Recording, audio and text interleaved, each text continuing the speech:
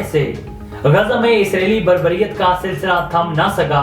वस्ती गजा के दीर अल-बलाह में अल-अक्सा शुहदा अस्पताल पर ड्रोन हमले में कई मरीजों और अमले के अफराद की शहादतों का खदशा है। मीडिया रिपोर्ट्स के मुताबिक फलस्तीनी वज़ारत सेहत ने दीर अल-बलाह में इसराइली हमले में अब तक 8 फलस्तीनियों की शहादत की तस्दीक की है, जबकि आलमी इदारा सेहत ने 600 से ज़ायद मरीजों और तिब्बी अमले के लापता होने का खदशा जाहिर किया है।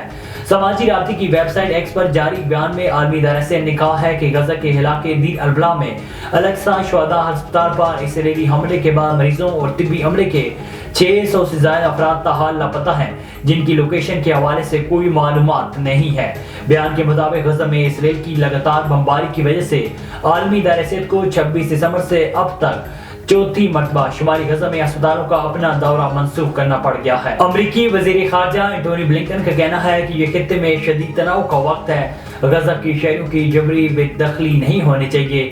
मीडिया रिपोर्ट्स के मुताबिक कतर के दारुल हुकूमत 2 में अमरीकी और कतरी वज़ीर खारजा ने मुश्तरका प्रेस कॉन्फ्रेंस की। एंटोनी ब्लिंकन ने कहा है कि गजा में इमदाद फराहमी के रास्तों में रुकावटें बहुत ज्यादा हैं। इसराइल से शहरों की आमद को कम बनने पर बात होगी। गजा में बहुत से साफी भी मारे गए हैं। अमरीकी वज़ीर खारजा ने कहा है कि फलस्तीनी शहरों को घर वापसी के काबिल होना चाहिए। गजा के शहरों को गजा छोड़ने पर मजबूर नहीं करना चाहिए। इस मौके पर कतरी वज़ीर खारजा मोहम्मद बिन अब्दुल रहमान ने कहा है कि हमास रहनुमा के कत्ल ने कतर की सालसी की कोशिशों को मुतासिर किया है।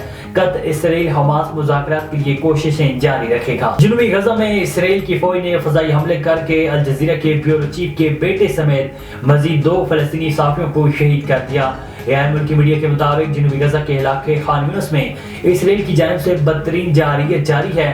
सियोनी फजाई हमले में मासूम फलस्तीनियों समेत कतरी मीडिया अल जजीरा गजा के ब्यूरो चीफ के बड़े बेटे साफी हमजा और मुस्तफा सवाया शहीद हो गए।